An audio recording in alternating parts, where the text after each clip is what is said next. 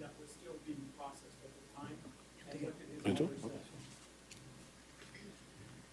So the original missing report took place back in November 18th in San Francisco. The sergeant that was involved in that case reached out to the San Francisco field office and said, hey, basically, I'm working on a missing case. I saw the photograph that was distributed by the NYPD. There bears a resemblance.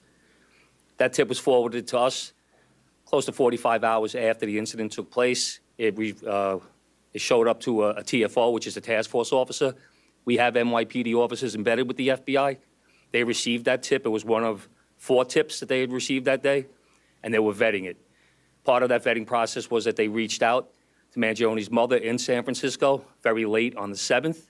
They had a conversation where she didn't indicate that it was her son in the photograph, but she said it might be something that she could see him doing.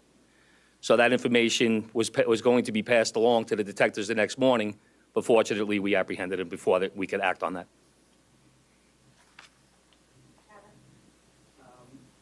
The commissioner has talked about how the defendant's been lionized and celebrated.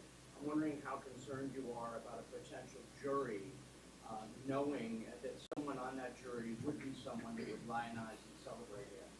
Well, I want to echo the commissioner's words and concerns, which I think were put forth beautifully. I mean, we see a lot in these jobs. I meet with the families of homicide victims, and I just can't wrap my head around the notion that someone is celebrating this. To your specific question, you know, we're at the beginning of a litigation now with our charge.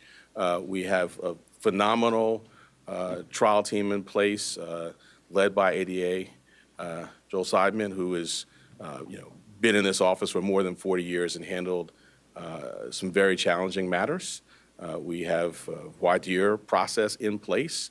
I have faith in our jury system to select 12 people who can be fair and impartial, but we'll move forward, and that's something well down the road, but we'll be ready when that time comes.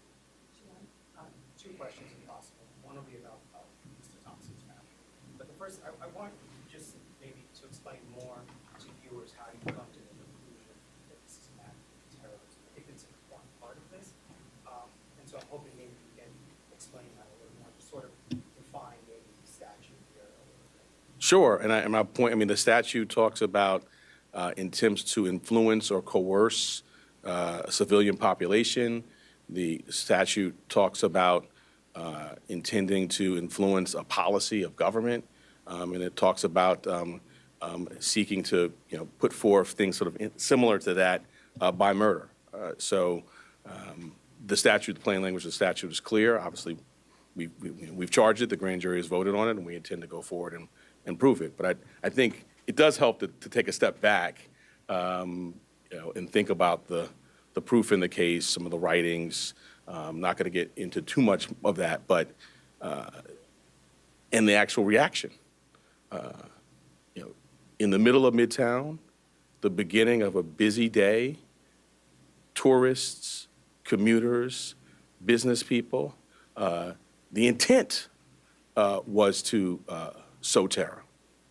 And if I could just on Mr. Thompson's family, sadly, as you say, not a lot of focus has been given to Mr. Thompson or his family. I'm wondering if the services folks or any of the folks in your office have been talking to them on what that's been like. If there's anything you can say about that. I'm not going to talk about communications with the family other than to say that we have a robust survivor services staff here that is second to none. But I would not talk about communications with any family. I don't think it'd be appropriate.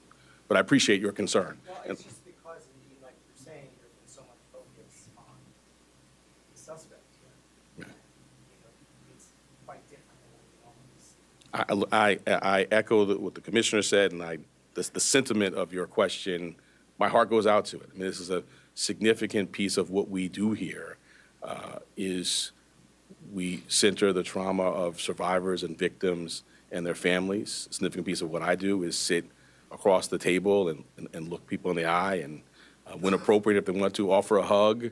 And we have dedicated advocates and counselors and great staff that focuses on that. So I agree completely with you, and I wish that that's where the public's focus was exclusively. That's where it should be. That's where it is here, in addition to obviously the facts and the law and the case.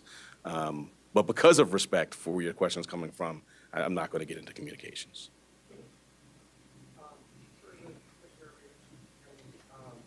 Given the celebration of tribe, wondering if NYPD is retaining any of its practices or on those point on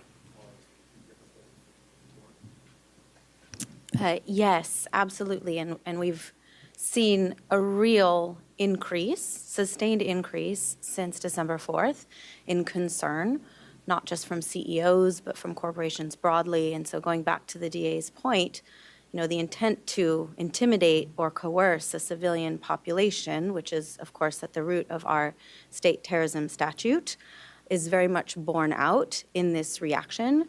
And for good reason. We've had a torrent of online threats. We've had real-world activity that the police commissioner flagged, which is abhorrent, and it causes concern. So we have done a lot to work with corporate security partners with whom we partner on a daily basis in this city, at the city level, at the state level, trying to make sure that everybody has the best practices that they need, that they know where to flag not just general ambient concerns, but specific threats that they might be receiving that a few weeks ago they might have written off as just noise in the online environment that they now take seriously. So these are ongoing conversations that we have, and thanks to all the work that we do together every day, we're quite confident that concerns and threats are going to be appropriately directed our way.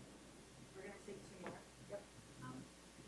Dear Bragg, could you describe just how rare it is for your office to charge with first-degree murder? There has been some talk about how that is reserved to very specific cases in Manhattan. And also, if you could speak to the statements made on the record by a suspect that informed this timeline in particular, if he's made any specific incriminating or statements that have to be made. So I'll address the first piece.